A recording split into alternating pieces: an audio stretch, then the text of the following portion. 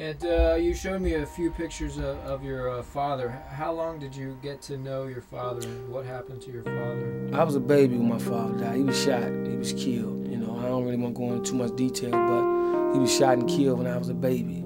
And we really didn't spend enough time together. You know, but I feel I have a connection still to this day. I am my father's son. You know, I am my mother's son, but, you know, unfortunately my father was taken away from me. And that's something I live with every day, you know, but that's not to make up excuses about why I chose to live the life I live, you know, because that would be disrespecting my mother. You know, I feel that my mother did a hell of a job of keeping me out of trouble and putting me in a position to be successful. And I chose not to listen to what she said and chose to let my anger, you know, and stupidity lead me on a path that I shouldn't have went on. But like I said, you know, I went through it and I overcame, you know, most of the stuff, and I'm trying to just continue to live life right. You want to keep it? You see what I'm saying? So that's what I'm saying. This is when you get a chance to do it, just go ahead and do it. I didn't know what was going on. I didn't know what he was locked up for. I didn't really know what jail was. I just knew that's where we went every time we went to go see him. I looked at it kind of like going out of town to go see a family member or something like that. That's how it was. I was accustomed to living with just me and my mother. It was like I ain't know him, you know, because I hadn't seen him in years. So we really just now getting to know each other, like on a real basis. Like, yeah, I knew that was my brother, but I didn't really know who Eddie was, and now I'm really getting to know who he was. And when he came home, at first it was just like he had a shell around him. Like, I'm just now seeing him get to, you know, joke around with me, and, you know what I'm saying? When he first came home, he was real, you know what I'm saying, just off to himself or being in his room. You know what I'm saying? I just let him chill, because I know that's a hard transition, being, you know what I'm saying, used to a cell and then just being out on the street like that.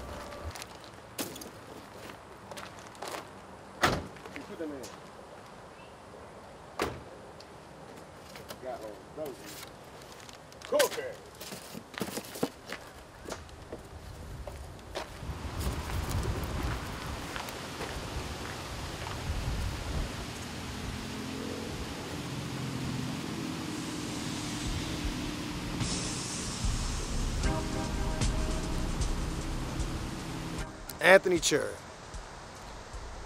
Eddie Ellis's youngest uncle, my fishing partner, my comrade, my brother in arms. That's where I am in relationship to Eddie.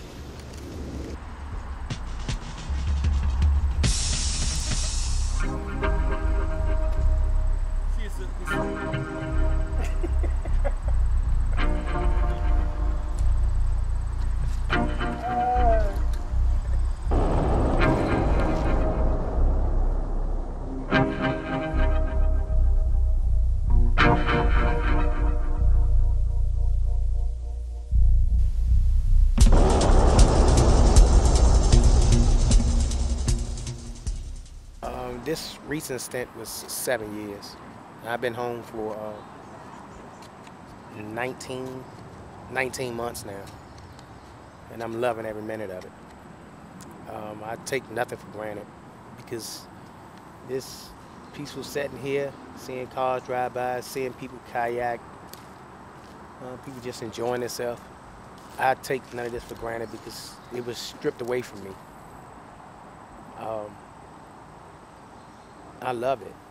I wouldn't change it for nothing in the world. So this is where I am. This is where I'll be.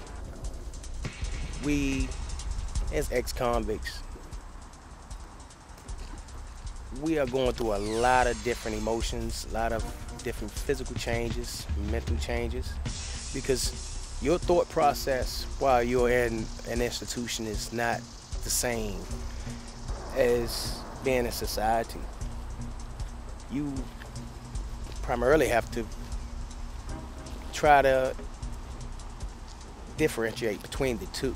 Just be patient with a person that's just coming home. Lend them all the support that you can possibly muster up. show them love, take them out, talk to them, try to pick their mind and see what's on their mind, and have them to be comfortable with expressing themselves. Yeah, and if you is following somebody, make sure you following for the right reason. Yes, sir, Bob. I'd have had a lot of bumps and bruises in my day. Took me a long time to figure it out, and I'm still trying to figure it out. But I think I pretty much, for the most part, got a handle on it now.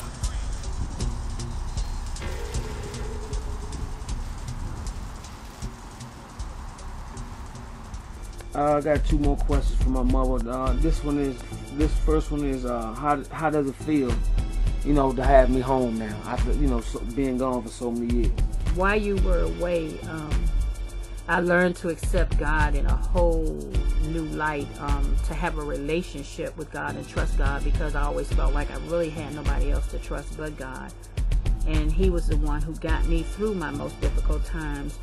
But my prayer was to Him is that He held you as long as He needed to hold you until that person who went in changed, so that that same person wouldn't come out the same person that went in. And so I asked God to work on you every single day while you were there, to humble you and to have you to see things differently, and that you wanted to change and become a different person that will walk outside of those prison doors. And when you came out, and to watch you in the things that God was manifesting in your life very early on after your release, I knew that my prayer was answered. So if it took that much time for God to keep you and to change your thought process in your heart and your soul and your spirit, then I really was at peace with that. And I knew that where I couldn't keep you protected, I knew that my prayers was being answered, that God had kept you protected and that He kept His angels dispatched around you. So that's really what I held on to. And I thank God for the changes that He has made in your life. And I said that you went in as a young boy, but you came out a mature man. And I thank God for every day working more things out of you and taking more things away from you that will hinder your walk in life. That He's allowing you to be free, but free in His spirit, so that you can be free around any person and any given place. So I'm thankful that He answered my prayer. So I say that you came out to be a very respectable and honorable and loving man, and I truly thank God for you.